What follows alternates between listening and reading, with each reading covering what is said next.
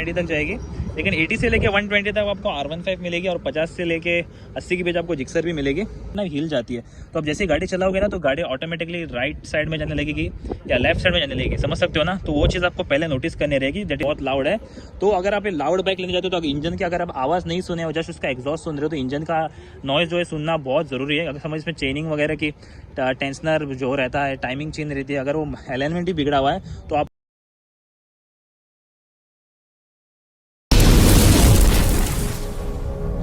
Hello guys, welcome back to the channel. तो कैसे हो आप लोग। तो यार आज ये वीडियो जो बना रहा हूँ ना मैं स्पेशली, अगर आपको समझ लो एक सेकेंड हैंड बाइक लेनी है, स्पोर्ट्स कैटेगरी की लेनी है, आपका बजट अगर लगभग समझ लो 70-80,000 है, 1 लाख है, 1.5 लाख है, 2 लाख है, अब इवन 3 लाख भी है, लेकिन आपको क्या एक यूज बाइक लेनी है, मतलब क्लोज टू न्यू की जैसी 1-2 साल 4 साल के अंदर वाली गाड़ी, तो उसमें आपको क्या क्या चेक करना रहेगा, like what thing has to be check लेने से पहले। तो वो सारी चीज़ें मैं आपको बताऊंगा।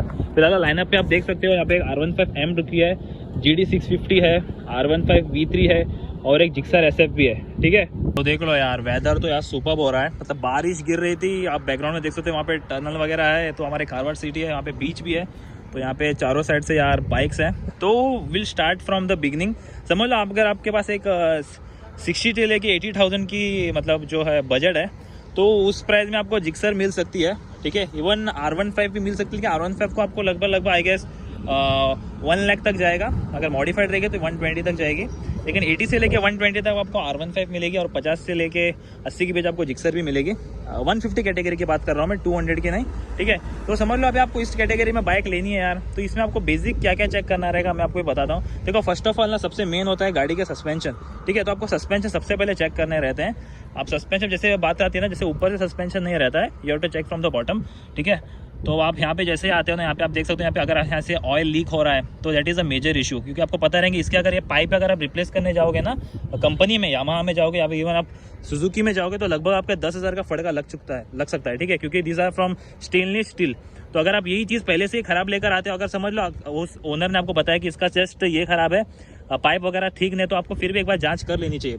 अगर बेटर रहेगा अगर आप एक ऑयल लीकेज वाली, मतलब जो सस्पेंशन ऑयल लीक होता रहता है ना, वैसी गाड़ी कभी मत देना, वो पहले चेक करके लेना। ठीक है, तो भाई आप नेक्स्ट बात करते हैं R15M को लेकर। R15M आपको लगभग 1.5 से लेके तक मिलेगी आपको, क्योंकि ये लगभग 2021 या 22 में लॉन्च हुई थी। तो इसका जो यार मेन आता है दैट इज़ द स्पीडोमीटर, समझ सकते हो ना।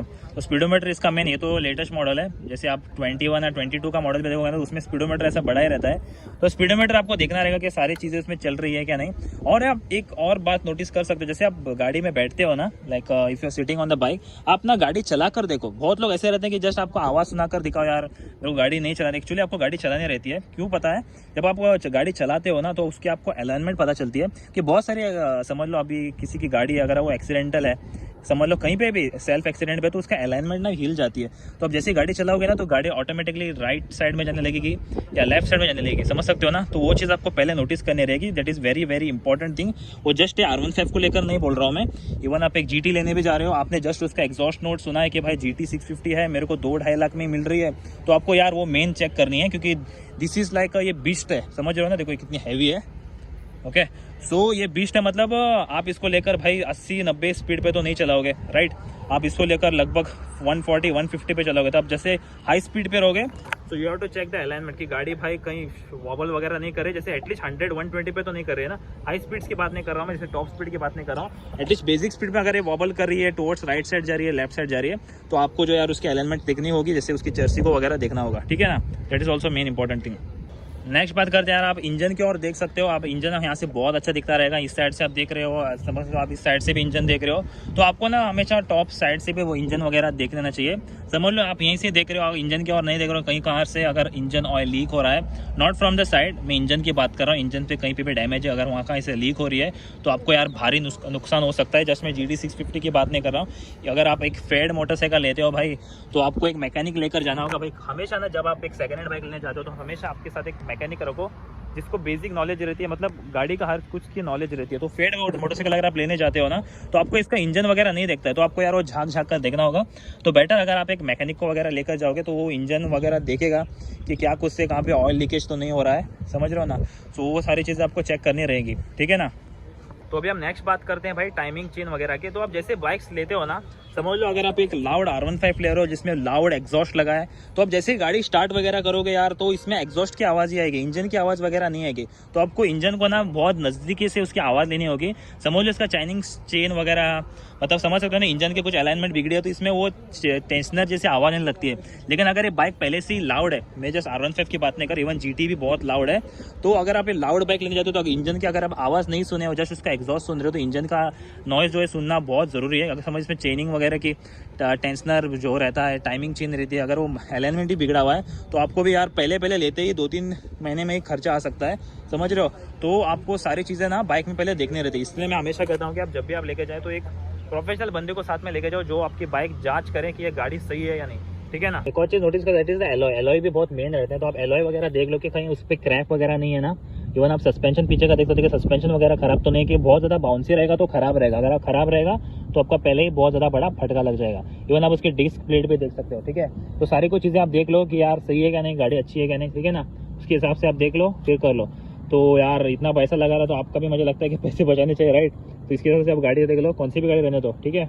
और समझ लो आप किसी डीलर से बाइक ले रहे हो तो बहुत बार ना ऐसा आपके साथ स्कैम हो जाता है। समझ लो गाड़ी लेटेस्ट बाइक है, जस्ट मैं एग्जांपल के तौर पे यूज़ कर रहा हूँ। समझ लो एक GT अभी आप एक मिल रही है आपको सेकंड हैंड में, तो आपको बोलेगा भाई कि ये फर्स्ट ओनर है, ऐसा ऐसा। आप ना उसके बातों में आ जाते हो कि भाई ये फर्स्ट ओनर ही है, लेकिन हमेशा इसका नंबर जो है ना ऐप में डालकर चेक करो। आप गवर्नमेंट साइट में भी जा सकते हो। इवन आपके पास अगर एको ऐप है ना, वो इंश्योरेंस वाला ऐप, उसमें अगर आप गाड़ी का नंबर प्लेट ही डालोगे तो गाड़ी की सारी कुछ हिस्ट्री आ जाएंगी भाई, कि ये गाड़ी कितना ओनर है, कितने बार इसका इंश्योरेंस क्लेम किया है अगर एक्सीडेंटल है। समझ रहे हो, कौन सी भी गाड़ी लो, R15 ले लो, जिक्सर ले लो, कौन सी भी गाड़ी अगर आप ले रहे हो ना यार, तो उसका नंबर प्लेट डाल के पहले चेक किया करो कि गाड़ी का बैकग्राउंड क्या है, ठीक है। कितने बार क्लेम हो गई है, क्या क्या इसका गाड़ी का बैकग्राउंड है और कितनी ओनर है, समझ रहे हो। अगर आप वो बंदा समझ रहे हो बोल रहा है कि भाई सिंगल ओनर है, आप फिर आप लेने के बाद नाम पे करने के बाद पता चला आप ही उसके 4th ओनर हो गए, तो भाई आप फंस गए हो, समझ रहे हो ना। तो that is the main thing. बहुत लोग इसमें स्कैम में फंस जाते हैं, बहुत दूर से लेते हैं, तो यार ये that is the main thing, आपको पहले वो चेक कर लेना चाहिए। इसके बाद यार बेसिक सी चीज़ें आती है, जैसे हो सकता है एक्सीलेटर केबल हो सकता है या फिर क्लच केबल हो सकता है। देखो अगर वो चीज़ें खराब भी है ना तो आप उसको ठीक करा कर ले सकते हो at the very low cost, समझ रहे हो। अगर वो चीज़ें आपसे नहीं हो सकती है, मतलब जैसे कि बहुत बड़ी सारी चीज़ें हो सकती है, इंजन को रिलेटेड लेकर ले लो, गाड़ी के अलाइनमेंट को लेकर ले लो, चेसी को लेकर ले लो, अगर वो सारी बहुत ज़्यादा बड़ी बातें अगर गाड़ी में रहेंगी तो यार आप लेकर फंस जाओगे, समझ रहे हो ना। तो ये भी आप चेक कर ले सकते हो कि एक्सेट्रा केबल देखो, उसका क्लच केबल देखो, स्पीडोमीटर एग्जैक्टली एक्यूरेट है क्या नहीं। देखो गाड़ी को देखने के बाद आपको पता चलता है कि भाई गाड़ी कितनी चली है। बहुत लोग ऐसा बोलते हैं कि मेरी गाड़ी 6-7 साल से है, लेकिन जस्ट 20,000 किलोमीटर चलिए भाई, वो मीटर निकाल के चलाते हैं, समझो ना। मीटर केबल जो रहता है ना, स्पीडोमीटर केबल, वो चला के निकालते हैं। आप इंजन को जैसे देखोगे ना भाई, इंजन को देखते आपको पता लगेगा कि गाड़ी कितनी चली है। तो बेसिक चीज़ें सारी को चेक करो, ठीक है ना। तो आपको वीडियो कैसा लगा जरूर पता, और भी कुछ रहेगा तो बता देना कमेंट सेक्शन में, तो आपको कवर अप कर दूंगा। Till then thanks for watching guys, I will see you next one, bye bye.